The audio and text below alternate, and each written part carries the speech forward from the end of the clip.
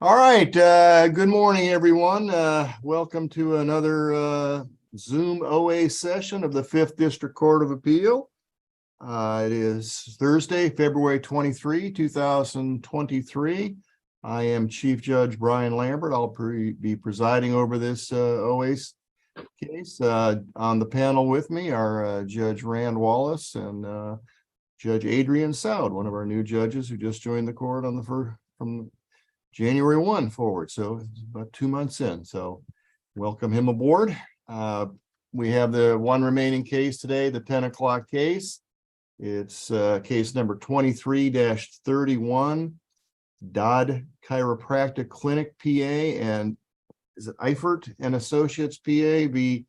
USAA Casualty Insurance Company.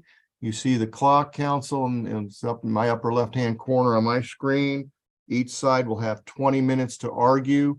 Appellant, we have set aside 5 minutes for rebuttal. If you want a different amount of time, let me know, and the marshal will adjust that on the clock accordingly. When you see you are going into your rebuttal time, the yellow light will begin flashing.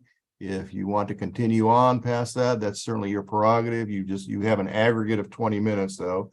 So the more of your rebuttal time you use initially, the less you'll have to rebut after the appellee's counsel makes his argument. Remember, we are being live streamed on YouTube, so theoretically people are watching this or can watch this or can watch it later if they have nothing else in their world to do. So you keep in mind when you make your arguments that people can be watching you. So also, if you happen to have any type of electronic device on, please either turn that off or into the mute position so that it does not inadvertently go off or intentionally go off during the course of the argument that distracts either you or your opposing counsel or the court. Okay, that's all my preliminary stuff. So is it Mr. Morris, you're arguing on behalf of the appellants? Is that true? Yes, Your Honor. All right, counsel, if you're ready to proceed, you may go. Good morning, Your Honors, and may it please the court. This is Robert Morris. I represent the appellants in this matter, and I'd actually like to request about 8 minutes, just a little bit longer for rebuttal. So this is fundamentally a case awarding 57-105 sanctions to USAA. We have taken exception to several issues that occurred, and as well as the 2 orders that issued on this. We have outlined through the briefs essentially 3 primary forms of relief that we are asking this court to grant. The first is, of course, reversal of the entitlement order outright. That would be under the authority of Lago v. King and under the prior opinion of this court in Moore v. Estate of Albany. Now, if the court is inclined or not inclined to grant that relief, we would ask that in lieu of that, a zero award be entered. Counsel, what do we say in Moore that was, and I hesitate to say that because I think I wrote it, but what did we say? Moore held that a 57-105 motion or sanctions upon a 57-105 motion must be strictly predicated on what the motion requests and the basis for that motion. If a party is to deviate from what is raised in the original motion, a new 57-105 motion must be served and a new 21-day safe harbor granted. Lago v. King that seems to make sense. But isn't the position that the appellee or USAA took below is that you were paid in full before you filed and therefore you shouldn't have filed, and we told you that in our 21-day safe harbor letter, yet you proceeded forward and we won, so we would like to, and they've successfully obtained sanction fees against the firm and the client. I'll state this clearly because it is critical. Dodd was not paid in full at any time material during the 57-105 safe harbor or from the outset of the case. Now, the facts of the case changed a bit as they do in litigation. As the litigation proceeds, we're able to narrow down and whittle away at the issues. This case was initially filed because USAA misapplied the deductible. And at the time, that was an issue that was hotly debated across the state. Ultimately, the Supreme Court found in Progressive Select that what USAA did in this matter and let me rephrase that. Progressive Select has nothing to do with this case, but the way that USAA adjusted the claim in this particular instance violated that ultimate opinion. Basically, what they did. Mr. Morris, what do you believe? What does your client believe they are owed, and for what date of service and billing code? As a matter of right, my client is entitled to $7.87. That would be on the GO 283 code, which was part of the initial bills they received. What happened was that USAA adjusted the claim before applying the deductible. And by adjusting it, what I mean to say is that they struck through one of those codes. They believed one of them was duplicative, or that it shouldn't have been billed twice. Ultimately, though, that's incorrect. What they have to do under Progressive Select is to take the entirety of the plaintiff's bills, apply the deductible, and then you start making your adjustments. Then you make the Medicaid changes. Whatever they're going to do. If they're going to strike through codes, it's at that point that you do it. So did I hear you correctly that $7.87 is the total amount appellants believe they are owed? As we sit here today, that is the amount the plaintiffs are still owed, had we not dismissed the case, of course, but that amount is a valid claim. It was a valid lawsuit. Ultimately. Was USAA's determination that the $26 or that the G0283 charge that it believed to be duplicative was determined as properly billed based upon date of service provided and not area of body to which the treatment was provided? Ultimately, respectfully, that doesn't necessarily matter, because these particular bills came in at the front end of all of the bills that were submitted. So they were required to apply, or USAA was required to apply the entirety of the patient's deductible to those bills. And these G codes would have been subsumed by the deductible because they didn't do. Is it then your client's position that USAA is required to apply amounts to deductibles even if improperly billed? That is the position of the Supreme Court in Progressive Select. All right. And also my opinion. Okay. For what that's worth. So that is really the linchpin of this case. At the end of the 21-day safe harbor, Dodd conducted the deposition of the USAA representative. And at that point, we learned several things, as did USAA. What Dodd learned was that, and by the admission of the USAA representative, that they late paid that G code. They sent a check directly to Dodd for $26.50. I believe it was about a year and a half late. Now, they were already in possession of our pre-suit demand letter at that time. So at that point, they owed postage, penalty, and interest on this particular code. And once that admission was made in the deposition, and the court would like to look at it, the deposition occurred on August 24th, 2017, and record 459, the defendant admits, or USA admits, that they did not pay postage, penalty, and interest. After that deposition occurred, we then filed a motion for summary judgment on postage, penalty, and interest. That motion was heard. At the hearing, the trial court indicated he was inclined to grant our motion on that issue, but he didn't because of reasons unrelated to the merits, specifically that the judge believed that we didn't specifically plead the exact date that the bill was owed and the exact amount of interest within the complaint. Now, I don't necessarily agree with that ruling, but it's a little irrelevant at this point. We did end up dismissing the lawsuit. However, the merits of the case, the court agreed with. In fact, I would direct the court to record 1341 and orally at 4853 through 4952. Well, counsel, let me ask you this. At that summary judgment hearing, was there also a competing motion for summary judgment from USAA? There was, and it was also denied. The court denied both motions. Okay, well, let me ask. I know there's an order denying. Was it argued at the hearing? USAA argued their motion at the hearing, or? They did, Your Honor. Okay, so, and the USAA's position at that hearing was consistent with their safe harbor letter that there's no claim here. They've already been paid in full, so let's get rid of the case needs to go. I believe it varied slightly. I would honestly need to look, which I'm happy to do while Appellee goes to give you an exact answer on that. But I can tell you that both motions were denied outright. And as a result, they were both heard. they were right? both heard. And this was after the 57105 motion was filed. Yes, Your Honor. Yes. Okay. All right. Go ahead. And so at that point, in order to correct the purported pleading issue, Dodd filed a third amended complaint, which specified the exact code and asked for the same relief. And I would just quickly point out, interest was demanded in the original summary judgment. It was demanded in the complaint. It's been demanded from the outset. It was demanded in the pre-suit demand letter. We are always seeking interest on these bills.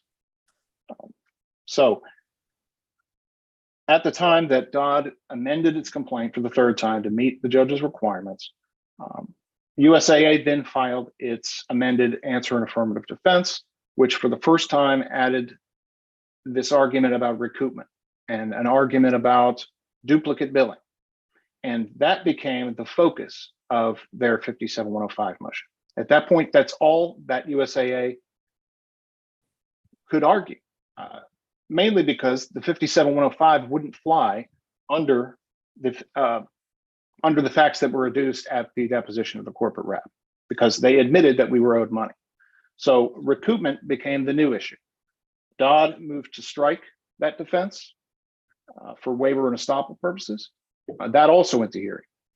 At that hearing, the trial court seemed to be interested in entering a final judgment at that time on a motion to strike.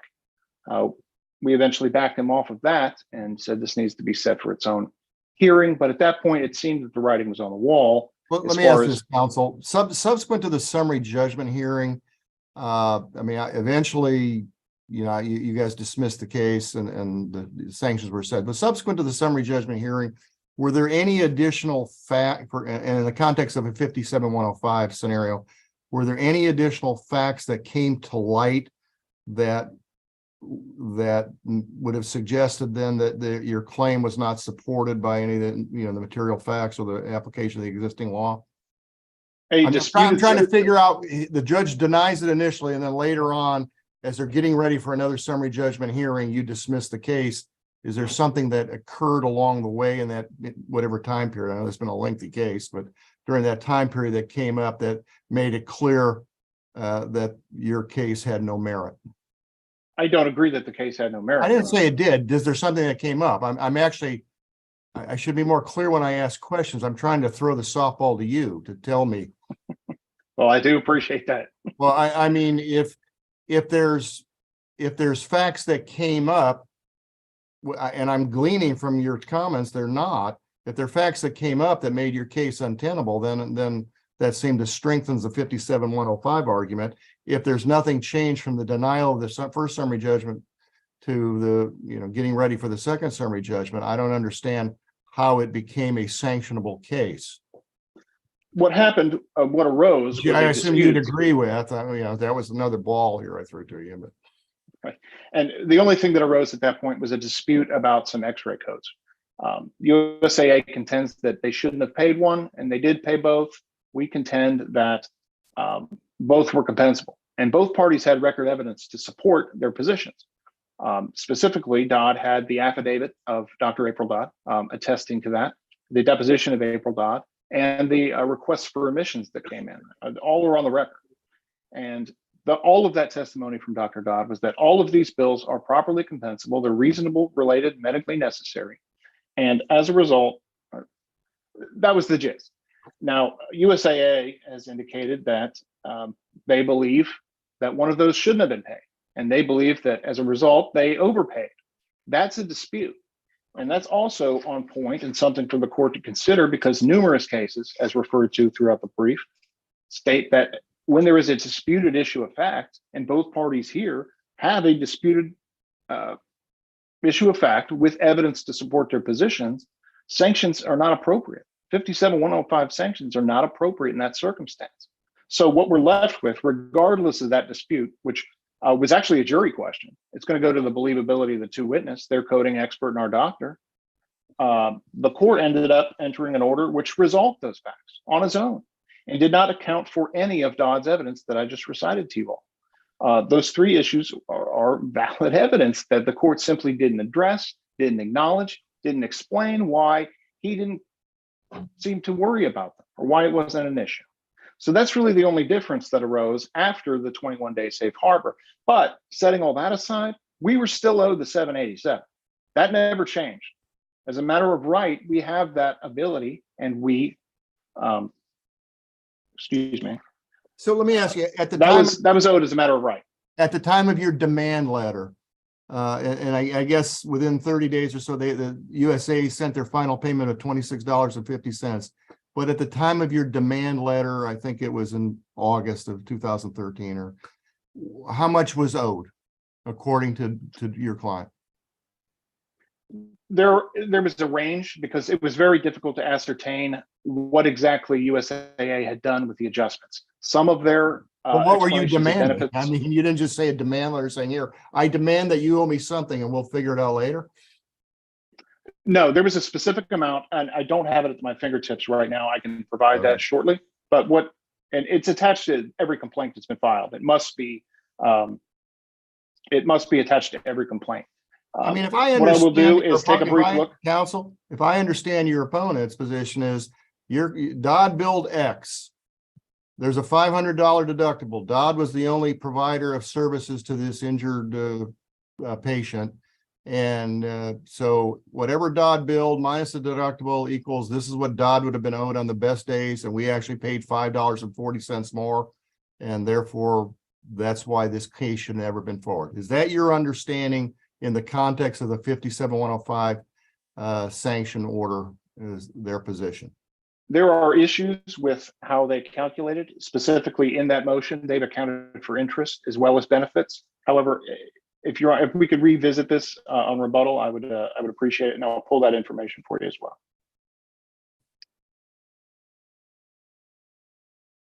Okay. All right. Very well. You had 522 in rebuttal. All right, Mr. Dutton, whenever you're ready, sir, go ahead. Judge Lambert, thank you so much. My name is Scott Dutton, and I'm here to represent USAA Casualty Insurance Company, and this appeal is the appellee. And the court's covered a lot of things which are very, very important. But let me start with the last one that you mentioned, Judge Lambert, and that is this: that the total amount billed at that point in time, and I have the pre-suit demand letter in front of me. It's page 6 of the record, I believe, but it says total amount billed $788. So if you follow parent and you back out the $500 from that, you're going to get to $288. At that point in time, USAA had already paid $293. So if you subtract the remainder of $288 from the $293, you're right on. That's where you get to the $5.40, excusing everything else, not even looking at everything else, in overpayment. And when they keep talking about, and Judge Howard, I believe you asked the question, but what CPT code, what date of service, what is it actually at issue? And that's where you got the $7 something issue.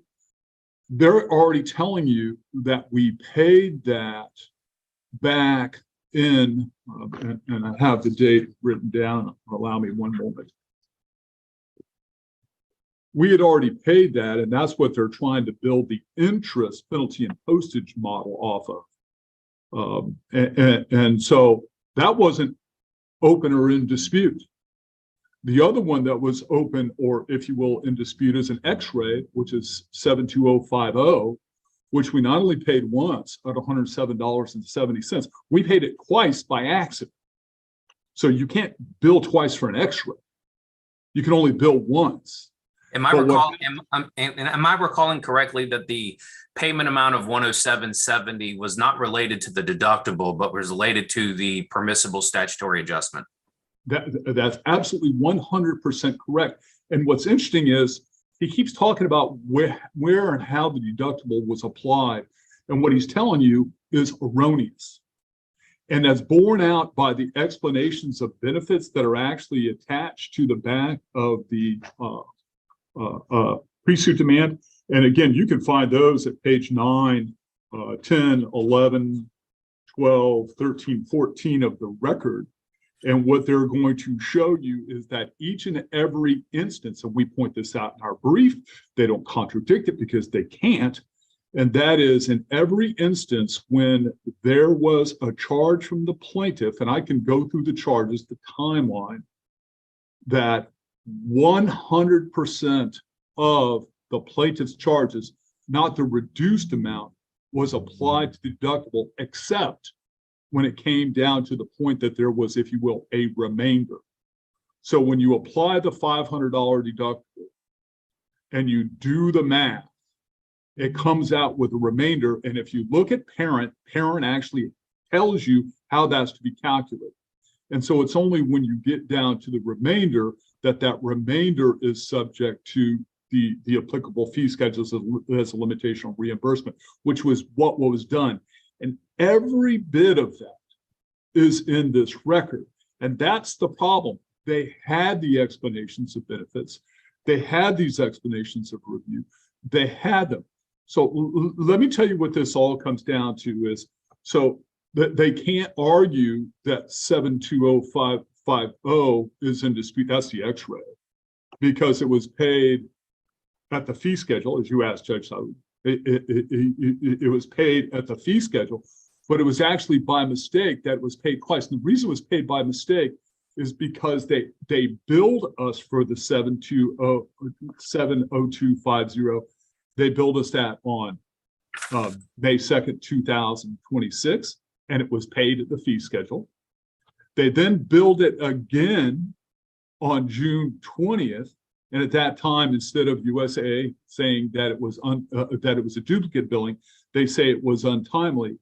They bill it again on September 17th, and USA mistakenly pays it then for the, no, they bill it again. And then lastly, on November 2nd of 2016, they bill it again. They billed it 4 times. And it is on that November date that they paid it again for the second time. So they received for a bill that was paid and should have been paid at $107.70. They actually get paid a total of $215.40. But even with that, so if you back out, they don't even talk about backing out the overpayment from what he told you today is $7-something. They're just not even going to acknowledge that. The appellants are going to ignore that overpayment. Counsel, let me follow up what I was asking Mr. Morris and ask you for the same thing. Please do, Your Honor. So if you agree that there was a hearing where there was competing motions for summary judgment noticed for hearing, and that there's an order entered by the trial judge after that hearing denying both motions. Was your motion heard? Was it argued? The answer is yes and no. The court considered it, but what it said is that based upon, at the summary judgment standard, based upon what it had before the court at that time, that it didn't have sufficient satisfaction in its mind of settling what was paid, when it was paid, and so on and so forth. Well, that kind of goes to my question then. So your position as to why you were entitled or properly awarded sanctions under 57105 is that this is pretty clear. They billed X minus the deductible. We overpaid it by $5.50. Case closed, should never have been brought. That would seem to be a fairly straightforward argument to be made at the summary judgment hearing. And I assume that would be an argument you would have had to have made vis-a-vis why we're here today under the 57105 scenario. If the trial judge then thought that there was not enough to grant summary judgment and there was no difference in any additional facts that came up subsequent to the summary judgment prior to the notice of voluntary dismissal being filed by your opponent, how is this that this falls under the 57105 sanction event? And I understand that it's been loosened since when it first started long ago when we were younger, that it had to be frivolous from the inception. Now it's just, at any time when it was presented to the court or at any time before trial, the claim is not supported by material facts. why, well, if you deny a summary judgment, how does that then turn into a 57-105 scenario, absent some additional facts coming to play that make it abundantly clear that the plaintiff's case is not supported by the material facts necessary to prove it?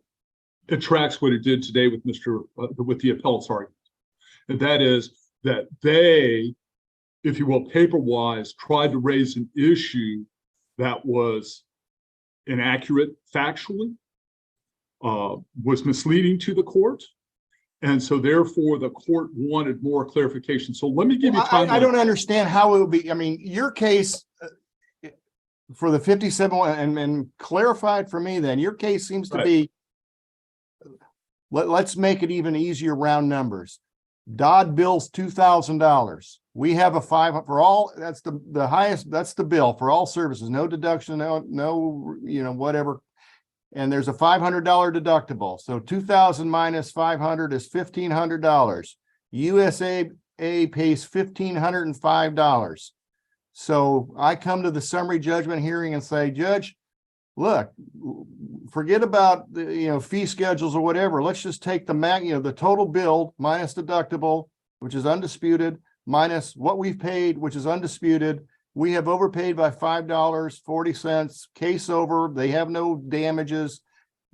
Summary judgment should be entered. And it would seem a trial judge would then look to Mr. Morris and say, well, that makes sense to me. I don't have to get into coding world and all this. How come you don't lose? But apparently the trial judge wasn't convinced, and that seems to become problematic, or you need to convince me why that's not problematic here.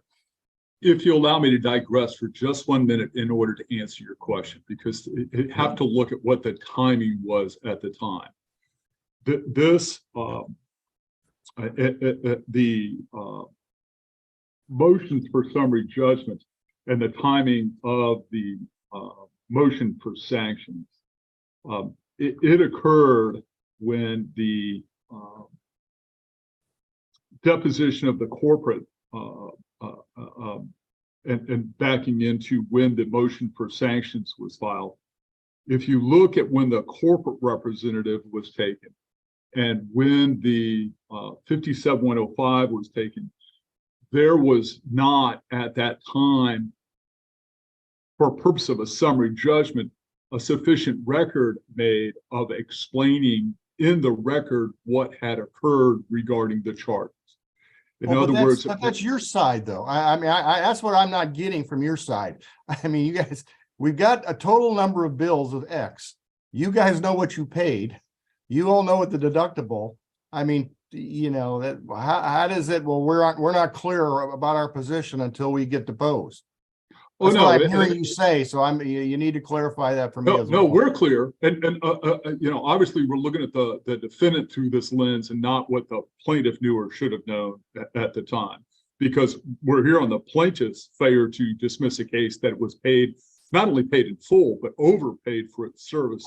I know, but that's what you wanted to win in front of the judge on a summary judgment hearing on a motion that was filed after your 57-105 sanctions, where you gave him the 21-day safe harbor, and you guys were very clear and succinct in your safe harbor letter saying, we've overpaid you by $5.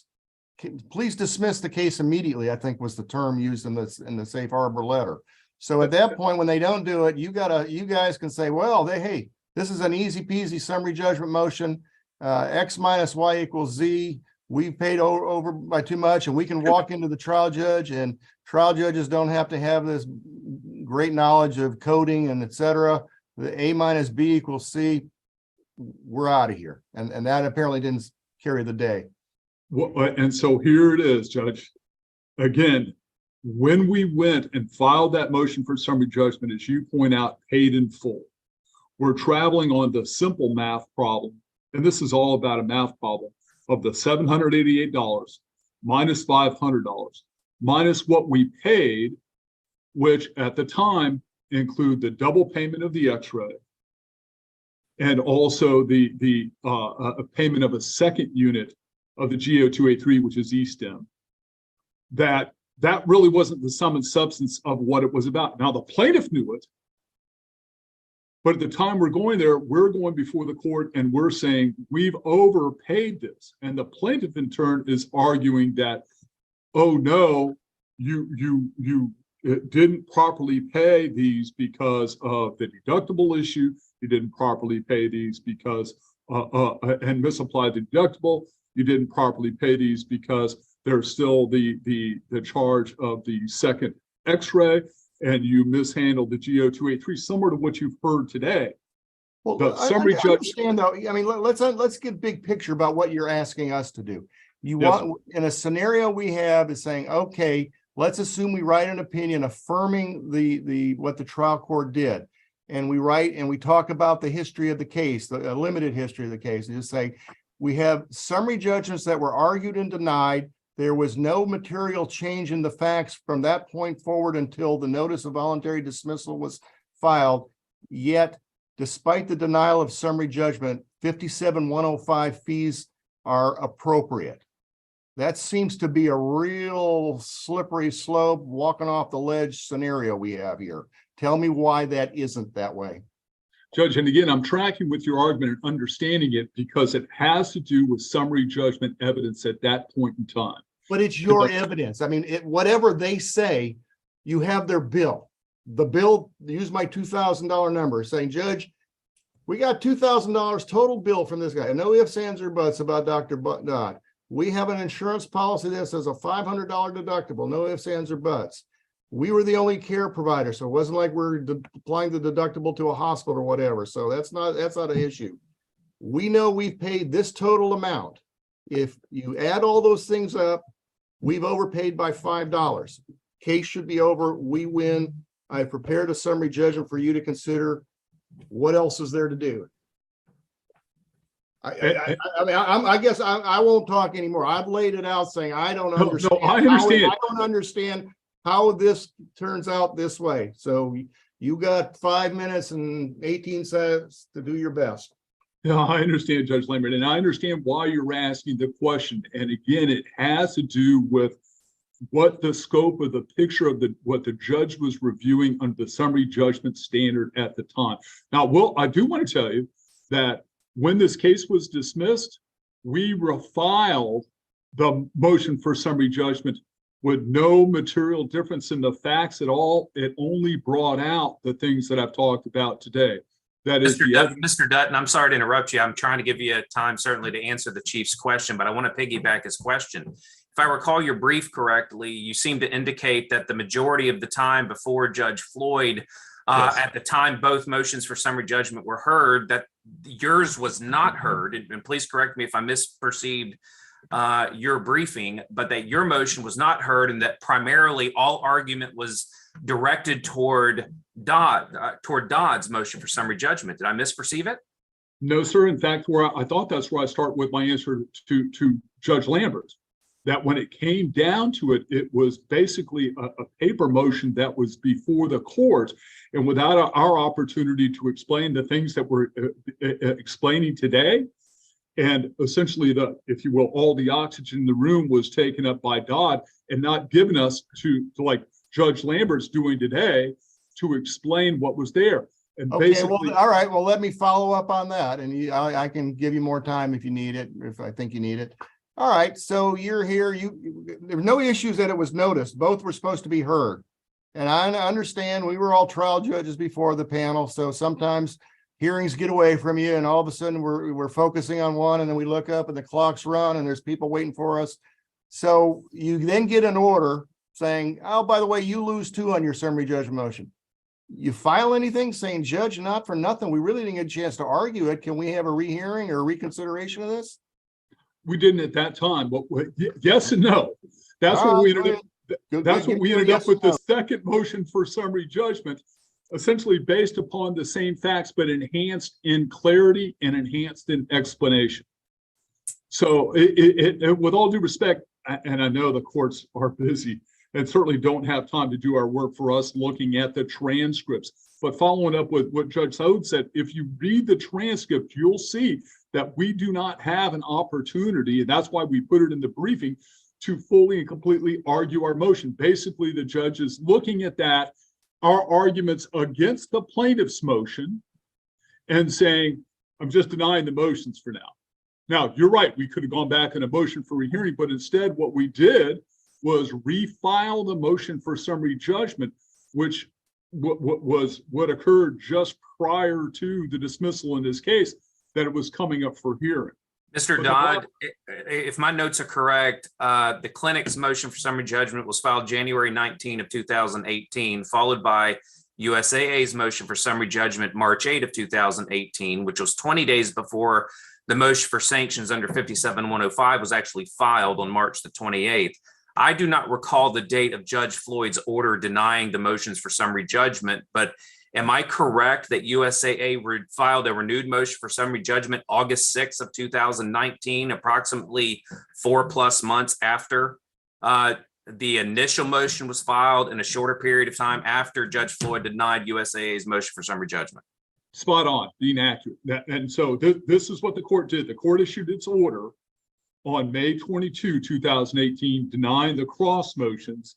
And then on my timeline, USAA then comes back on October 9, 2019. As you point out, August 6, 2019, we file our motion for summary judgment, then come So back. that's not 4 months, that's 16 months. Yes, sir. A year and 4 months. All right. But that's spot on. That's exactly what we did. And so we came back with it and pointed out that what we did in opposition to Dodd's motion was now being clarified and had been clarified as a matter of the record. And the court undoubtedly would have, based upon no additional facts, no additional circumstances, would have had to grant motion for summary judgment on behalf of USAA, because now the record was crystal clear that before the pre-suit demand was served, before the suit was filed, that the plaintiff had been overpaid. We just tried to keep it obviously too simple when we made the initial argument. And then so let me ask this question then. And so certainly it appears that I misspoke as it pertains to 4 months to a year and 4 months. If it's renewed later because it had quote unquote become crystal clear, does that suggest it was not crystal clear prior to that particular time frame? It was always clear. And again, let me put this under framework, and I see my time is up if I may answer the question, Your Honor. Chief? Go ahead. I'm sorry, Your Honor. It wasn't coming across to me that it was clear. And it was, but it was crystal clear to the plaintiff because they knew they had been paid twice for the x-ray. And they also knew they had been paid for 2 units. And they knew it before the suit was filed, that they had an overpayment well in excess of certainly the $7 that Mr. Morris or the appellants tell you today that they're entitled to. But Your Honor, thank you for the additional time in pointing that out. Well, we request the court to affirm that this case never should have been litigation for this entire time, because the appellant knew or should have known from the very beginning that it had been overpaid. Thank you, Your Honor. All right. Thank you, counsel. Thank you. All right. Your Mr. Honors, I need Go ahead. to be very clear about something, Your Honors. Dodd was not overpaid. They were not overpaid based on the calculation in the 57105 motion, because by the admission of USAA, they owed $7.87. Well, let me Even ask. accounting let- for. Let me ask. Going back to when you send the demand letter and you give them the whatever the 30 days. So within that period of time, if USAA calls you up the next day and says, "Okay, how much money do you need from us to end this? How much to satisfy your demand letter? What's the number?" At that point, we demanded $736.35. What it ultimately came down to was that we were owed $26.50. After that point, it became apparent that they had issued a late check for $26.50, all of this coming out at the deposition. But in any event, $7.87 was still owed. And I think we've gone a bit off track. Most of what the court has just heard for the past 20 minutes is smokescreen and more subtle argument about recoupment. I need to remind the court that recoupment, overpayment, X-ray codes, none of that is in the only 57105 file in this case. The only motion. Recoupment's a defense. Recoupment's a defense, correct? It was a defense after the 57105 was filed and served. Understood, but recoupment is premised upon a determination that your clients in fact owed money, correct? It's akin to set off in the same transaction. It's quite different to set off, to be honest, Your Honor. Set off is from the same transaction, if I'm understanding correctly. No, they have lumped recoupment in by way of these two X-ray codes. They're claiming still, which is disputed, that they shouldn't have paid one of them. Dodd's position is that they should have paid both of them. The amounts at issue, that's a jury question, or not the amounts at issue, forgive me. Whether or not that bill, that X-ray code, one of them was duplicative, that would have been a jury question. But that is not what we're here on, Your Honor. That is not what we have ever been here on. It is strictly limited to that motion for sanctions. All of this recoupment and X-ray codes and everything you just heard for 20 minutes all came about upon the third affirmative defense and after the 57105 safe harbor had run. So Well, I guess Lago v. Kane. just following up what the judge was saying, or whatever you want to call it, their position from the get-go, whether they paid it erroneously, mistakenly, whatever, they said we paid you too much. We overpaid you, and that's why the case should go away. Whether they want to call it as recoupment defense or what have you.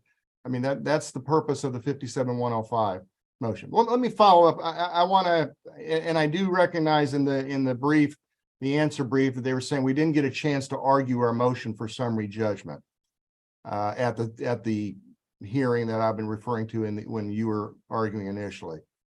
What's your response to that? What they primarily argued at that hearing was the issues with the complaint. That's where Judge Floyd got that information from, that wasn't specified as to what date of service or code or the amount of interest. That was the reason our motion for summary judgment was denied. Ultimately, though, it's another smokescreen, Your Honor. At the end of the day, at the time of the expiry of the 21 days, Dodd was owed money. That is a valid lawsuit. And if you take the calculation, which is in the motion for sanctions, which they don't mention overpayment or a credit or anything in that motion, it must be strictly construed against them. It's $5.40. They still owed us, by admission, $7.87. So now we're talking $2 on the defendant's best day. And frankly, $2 is still a valid case. It may not seem like a lot, but it's a valid legal case. So in other words, if at the end you're saying you could have brought suit for $2.57 and that should be considered in a trial court. Is that what you're saying? I'm saying it's a valid claim. I'll rephrase it. That sounds like that's what I hear you saying. And that go ahead. There's to me, there's smart cases out of the fourth DCA that sometimes we get to a de minimis amount, which makes utter sense. Your Honor, I would point out to the court the recent case of Baker Family Chiropractic. This came out a couple of weeks ago. I believe it's still up on rehearing, where the court disagreed with that fourth district case.